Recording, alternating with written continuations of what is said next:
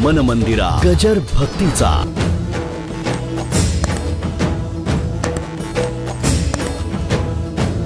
इंद्रियांना आतमध्ये खिचून घ्यायचं असतं, तेव्हा दृष्टा आपल्या स्वरूपामध्ये स्थित होतो.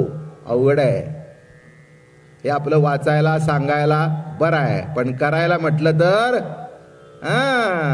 म्हणून कलियुगी सुगम साधन नलगे योगयाग त्यागदान निर्लज्ज करिता हरि कीर्तन चारी मुक्ती चरण वंदिती. कलियुगामध्ये काय साधन करावं, काय वापरावं याला नियम आहे. कालमानानुसार सगळे साधनं बदलली की नाही. माझ्या लहानपणी मला माहिती आहे, हे क्रिकेटची टीम जेव्हा लंडनला जायची की नाही इंग्लंडमध्ये, तेव्हा बोटीने जायची. काय 15 दिवस महिन्याचा प्रवास. आता काय नाही, इथे बसली की जातात.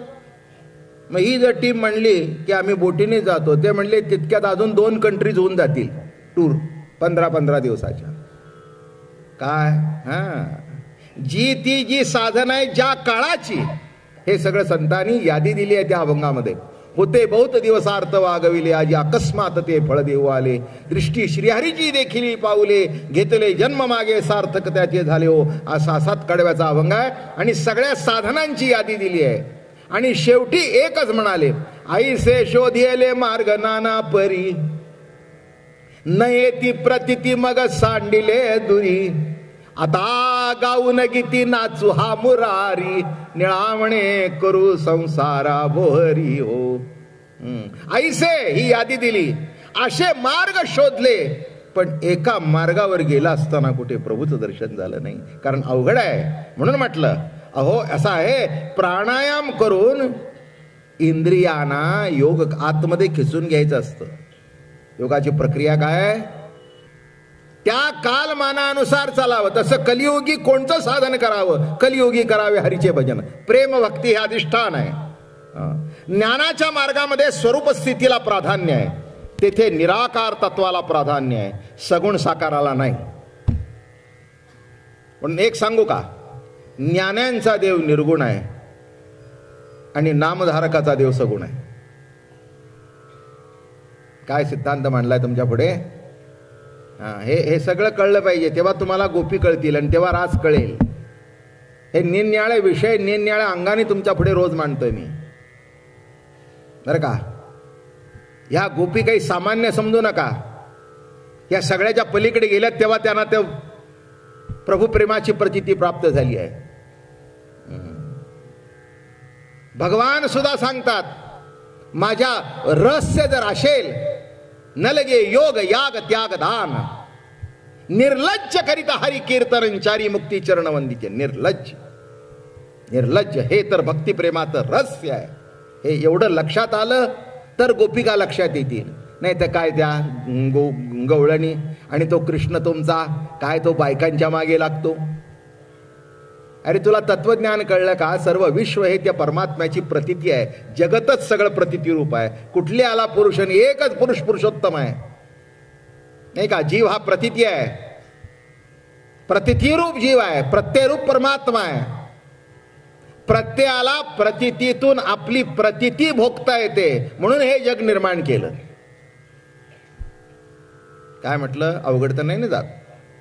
प्रत्ययाला प्रतीतीतून आपली प्रतीती भोगायला मिळते आणि ते भोगायला मिळत नाही तर जमत नाही, नाही का. प्रत्येक कर्मामधून आपण आपली आपली प्रतीती भोगतो, म्हणून आनंद वाटतो. एखादी भाजी घेतली, जिभेवर ठेवली आणि जी मूळ रुची आहे त्या रुचीला, त्या रुची मिळाल्यानंतर आपण म्हणतो वा वा. कशाला, भाजीला नाही. वा वांग्याला का वांग्याच्या बटाट्याच्या भाजीला नाही. अंतर प्रतीतीशी बाह्य कर्म तादात्म्य झाल्यानंतर वा, म्हणजे प्रत्ययरूप परमात्मा प्रतीतीशी जेव्हा एकरूप होतो तेव्हा वा. नीट लक्षात घे काय चाललंय विषय. तो नुसतं वा नाही, ते तिथे आहे. पण एक लक्षात ठेवा, प्रतीतीतून प्रत्ययाला आपली प्रतीती येते, प्रतीती शिवाय नाही.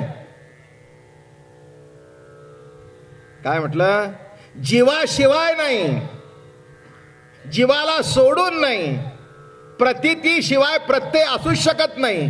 प्रतिती म्हटलं की प्रत्यय शब्द आला आणि प्रत्यय म्हटलं की प्रतिती शब्द आला. पुढे सांगू का?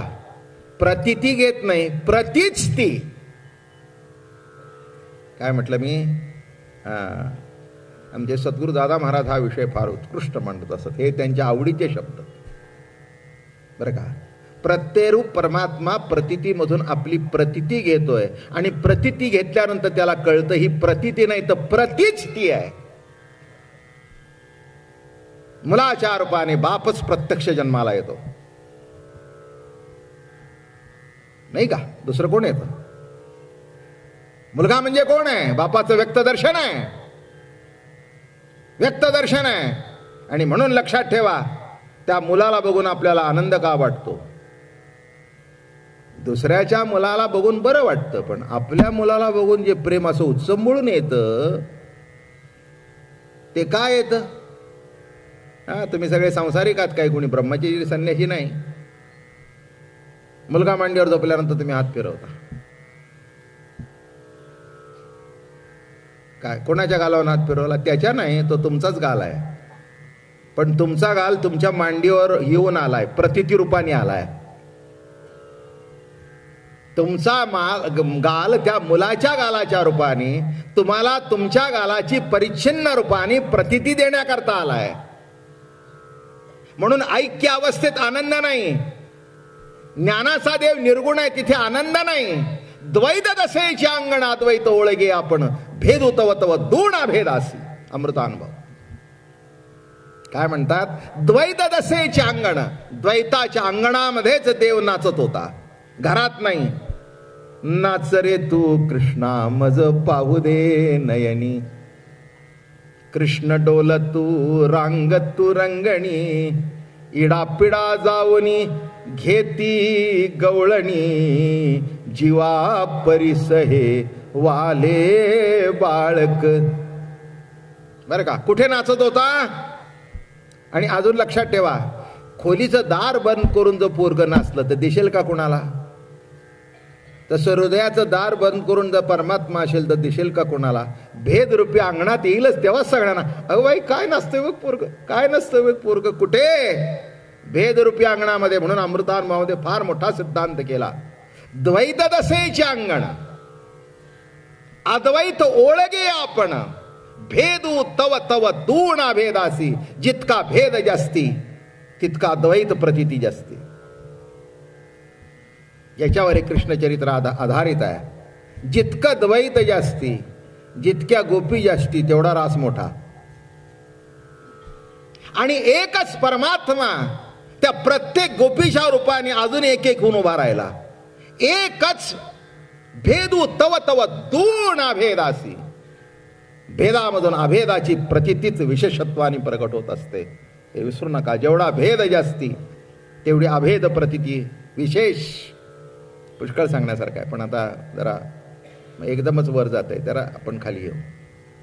पण हे सांगायचं म्हटलं ना तर विषय फार अतिशय सुंदर विषय आहे. बघू केव्हा योग येईल तेव्हा सांगेल. काय इथे की द्वैतामध्ये द्वैत नाही तर अभेदाची प्रतिती आहे, लक्षात ठेवा. म्हणून निर्गुण निराकार ज्ञानी त्या अवस्थेत अवस्थारूप होऊन जातो, पण अवस्थारूप होऊन भोगता येत नाही. भोगण्याकरता द्वैत पाहिजेच. तो जर भेदात आला तर आम्ही ऐक्यात का जावं? आता प्रश्न कळला काय? त्याला एकट्याला रमत नव्हतं म्हणून तो इकडे आला, बर का? हो. चला एक गंमत सांगतो घरातलं. आपल्याला एकट्याला करमत नाही म्हणून आपण पोरांच्यात बसायला होतो, पोरं उठून पुन्हा आतमध्ये जाऊन बसतात. दृष्टांत कळला? मला माहिती असेल सगळ्या काय. तुम्ही यायच्या अगोदर मुलं सगळी अगदी मुलं बायको टीव्ही बघत असतात, पण जर बाप जर असा हुकमी असेल की नाही, बाबा आले बरं का,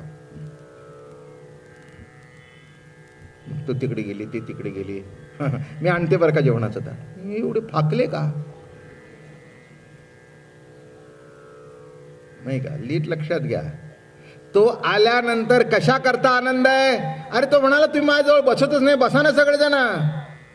सगळेजण बसा म्हणून पूर्वीच्या काळी जेवणाचा टायमिंग असायचा. आता ते सगळंच बिघडलं बरं का, कामच बिघडलं. सकाळची पंगत, संध्याकाळची पंगत, सगळी माणसं, घरातला प्रमुख माणूस, हेड ऑफ द फॅमिली तिथे बसायचा. आता प्रत्येक जण हे टीव्ही पुढे बसतं, ते तिकडे बसतं, ते तिकडे बसतं, जो तो आपापली ताटं घेऊन बसतो. त्यामुळे शेवटपर्यंत ताटपणा जात नाही.